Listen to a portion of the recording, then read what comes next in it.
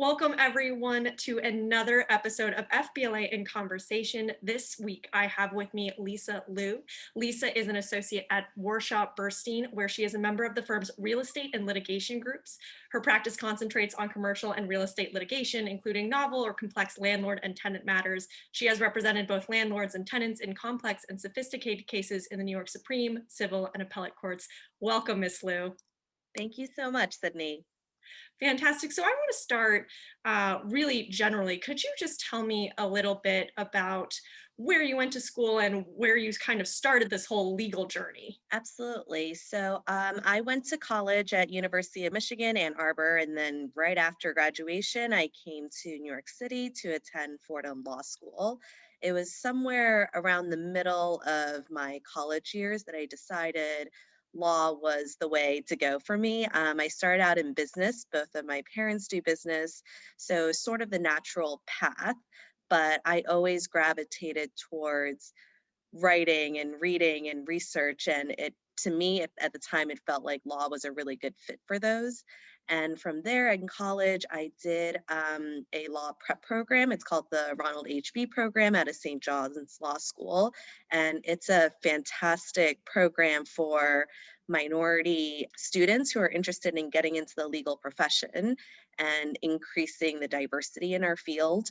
And so it's complete scholarship program, but they did mock law school classes for us and ended up doing like a LSAT prep program and helping us with our law school applications. And so it was over a few summers, but during those summers, I realized that I was definitely on the right path, especially with the help of internships, externships during then, which I always encourage students to participate in. Speaking of that, can you speak a little bit about the externships or internships that you particularly found helpful, and what were some things that you took away from those? So I would say probably one of the most impressionable externships I had was when I was still in college, and I worked out at the Queen's Legal Defense Associates office. They're public defenders, and so we would essentially be in criminal court every single day, and our clients were the inmates, and so we would actually have to go into the holding cells where you have the interview rooms, and that would be the first time we meet our clients and speak to them. And that left a big impression on me. At first I really wanted to do criminal law. After that experience I realized it really takes someone with a certain personality and grit to do well.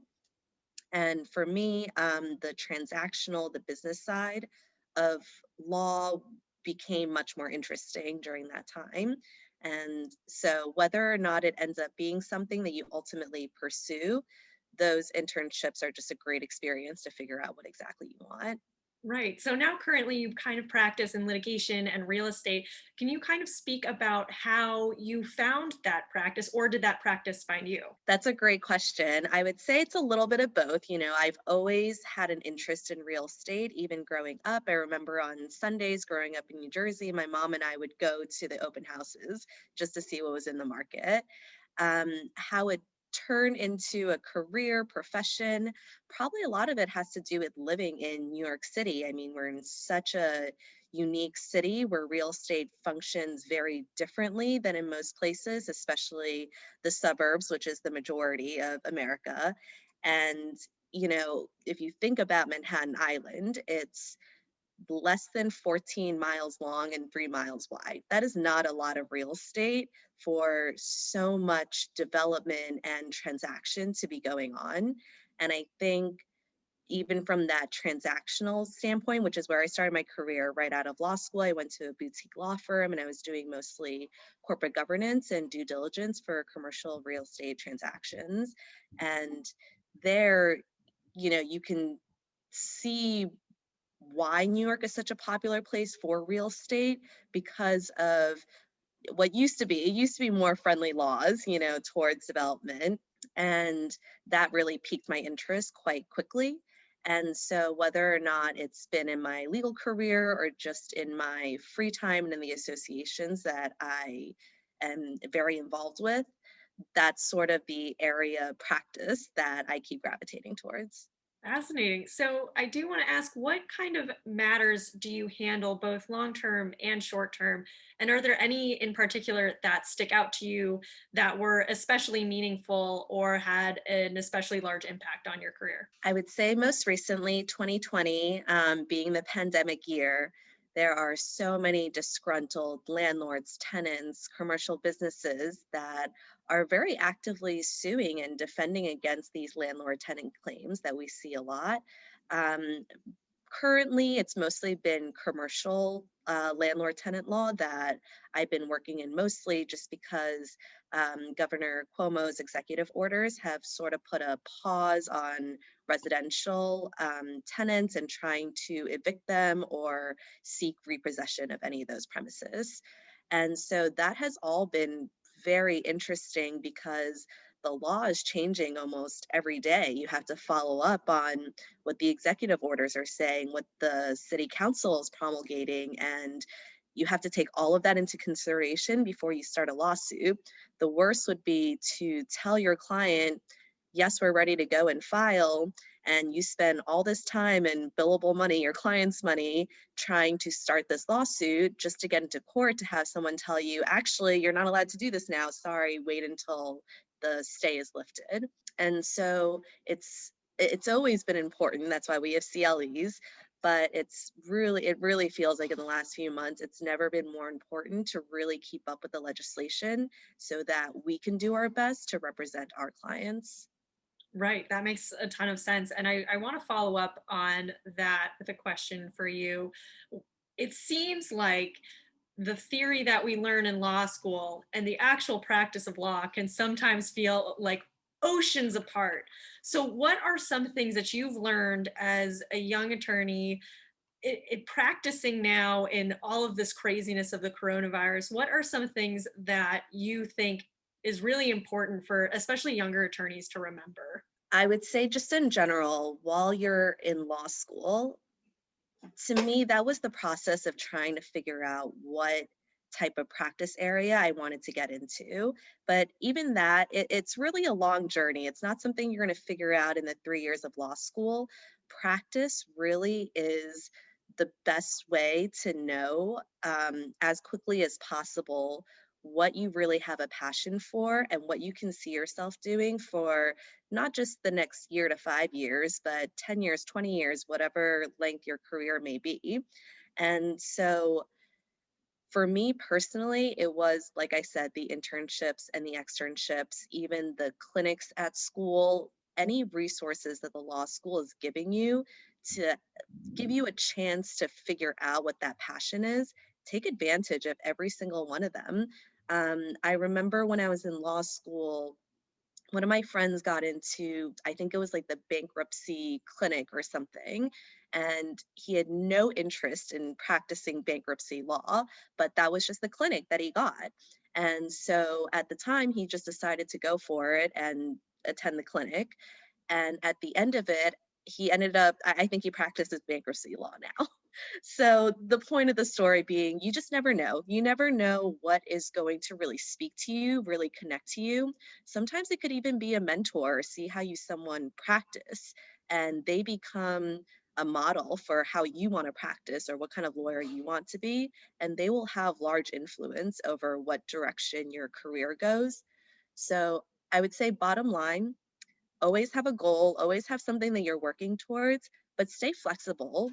Be open to revising your plan and what that dream job might look like.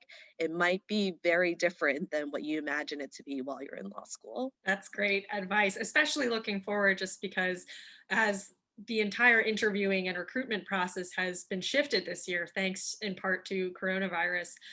So I'd like to ask you, as students are starting to contemplate and starting to make plans to their next summer, the next step in this process, specifically for 2Ls who are looking for what comes after law school, what kind of questions would you suggest that we students ask ourselves when we're looking at possible opportunities for the summer? For me personally, this is just something that I followed my whole, student career and professional career is if I choose to put my time and energy into something, what am I trying to achieve with this thing? If you're job hunting, if the only question you're asking is, can I get a job and what are they paying me? To me, that is very short sighted because if you're in a field or you're doing a job that you personally don't love or don't really care about doing a great job at, your work reflects that. And so for me, if you're about to take on a new job or a new internship, just ask yourself what are the next one step or two steps after that internship that is your goal. And then, even within that time in your internship, you're going to feel much more efficient and fulfilled because at the end of it, you'll ask yourself, well, did I accomplish my goal? So, say you go work, you get the chance to intern for a judge at the Supreme Court, civil court. Ask yourself, am I trying to be a judge? If not, am I trying to go into private practice? How do I see myself transitioning from court to private practice if that's really the goal? And if that transition seems really difficult, then does it make sense for me to take this job, or does it make sense for me to be more patient and keep job hunting until I find something that's suitable? With that being said, I mean, this economy, if someone's going to pay you to do a job, it's going to be very, very hard to say no to. But even coming up with that plan of, okay, so this isn't where I want to end up, but let me figure out how I'm going to propel myself from this place to the next one. And each step that you take gets you a little bit closer, hopefully. So I want to shift gears just a little bit. I saw that you work with the Asian Real Estate Association, and I'd love to hear more about your involvement and what that association means to you. Of course, I always love to talk about ARIA. That's the abbreviation for our association. I was first introduced to ARIA by a mentor I interned for back in law school. And I was a member at other bar associations, which is also important to do to stay connected to your peers and your mentors. But what I found really engaging about ARIA is how much you can stand out as an attorney there when you go to networking events. Hmm. ARIA generally is geared towards any professional in the real estate industry. So that goes from brokers, developers, lenders, title agencies to attorneys. And, it's very advantageous for networking to be one in 10 attorneys in the room instead of one in 100. And in New York City, just because of the way our laws are, every deal requires an attorney. So if you are one in five people that they met that night and they have a deal or a legal battle that's coming up, you're going to be one of the first ones to think of. So that's one of the greatest advantages I found personally within the ARIA family. Recently, we hosted our sixth annual East Meets West Real Estate Connect. Normally, it's a full day conference at one of the hotels near Grand Central or Penn Station. This year, we had to do it virtually over 2 days in September, and we put together about 6 sessions of keynote and panel members to talk about the current market trends and how this pandemic has drastically affected how we all do business. Throughout the year, we hold continuing education seminars, which is what real estate brokers need to do, like RCLEs, and then joint events with our annual partners like Bank of America and Citibank. And we're even putting together a Korean cooking class as our holiday event, and we're going to donate all the proceeds to charity. That's so fun. Yeah, so I've been involved with ARIA for a long time now, and every year it just feels like I just take on more responsibility. I started as an intern. The following year, I joined the board of directors, and I'm currently serving as vice president of our Manhattan chapter. But yeah, I would say aside from just the professional advantages of ARIA, it's connected me to a large network of professionals that are not only my colleagues, but now my good friends. And I encourage everyone, no matter what stage in your career you're in, to get involved with an organization. No matter what you end up practicing, knowing how to network and how to speak intelligently about your skill set will make all the difference in your career. And it's never too early to start exercising those skills. Most definitely. I couldn't agree more. As one of my favorite authors, Lydia Finet, says, network or die. So But I do want to dig into that a little bit more because I feel like law students, a lot of the time, networking seems to be almost at the back of your mind because you have your grades, you have professional recommendations, you have all these other things. So I would love if you could give some advice that you have for law students who are interested in bolstering their networking skills. Number one, start keeping your Rolodex. Any person that you meet, any business cards that you get. I mean, how amazing that everything is digitalized now. We don't need some silly little business card book. You can just enter it all into your computer. And that's what I do after every networking event, every business card that I get. It is entered into my professional contacts. It's always important to follow up if you meet someone, even if you thank them profusely in person for their time. Send them another email. It's just a great way to touch base again. And it makes it that much easier to reach out whenever you have something else. Something I see lawyers do, no matter what level, which I think is great. Holidays, anything, just send out a digital holiday card, just saying season's greetings, anything where you're not being forgotten and the work that you put into this relationship doesn't just suddenly go away because you failed to maintain it. In 1 year, you might say, oh, what was the point of this? I only got 5 contacts. Give it another year, give it 2 years, 3 years, and you'll just see that grow and grow. And by the time that it is really important, say anyone is interested in joining a corporate firm and if eventually making partner track, that will be more important at that point than your skills as an attorney. Your skills as an attorney is going to get you to that point where you'll be considered for partnership track, but it's not going to get you all the way. And the only way to do that is just start developing early and just never forget to stay in touch with those people. That's great advice. I remember at one point I received a holiday card from a partner I was working with, and he walked by and was like, "I never know where you'll end up." And I was like, "Oh, thank you, I guess." But it makes you remember him, right? Even if it's Exactly. just 1 second of your life reading it, it leaves an impression, and that is invaluable. Exactly. And I think too, it's so important that whoever you meet, whether they are super senior or they're just starting out, I think it's always important to build your network because, again, you never know where these people will go, who they'll be working for, who they might be working on, or what companies they're at. So I always think that's really important, even so. Give time to everyone, I think is really something you can focus on too. Yeah, and I will say every job I've ever gotten, I did not get the standard regular way, it was really through my network. I mean, even my job at Warshaw right now, I applied off of the Fordham alumni job portal. So I remember using that as a law school student, and I hadn't revisited it in so many years. But when my clerkship was ending, and on the state level, it's usually 2 to 3 years for an assistant law clerk position. And so when I was coming up towards the end of that clerkship, I wasn't really sure where to start looking or where my skill set now really was moving me towards career wise. But one of my partners, Maxwell Breed, who I think you interviewed a few weeks ago, he's also a Fordham alum. So he posted that associate position on the Fordham portal, and that's where I found it. That's how we connected, and that's how I ended up where I am now. Fantastic. That's something they always say it. That's the strength of Fordham Law is the network is wide and it is deep.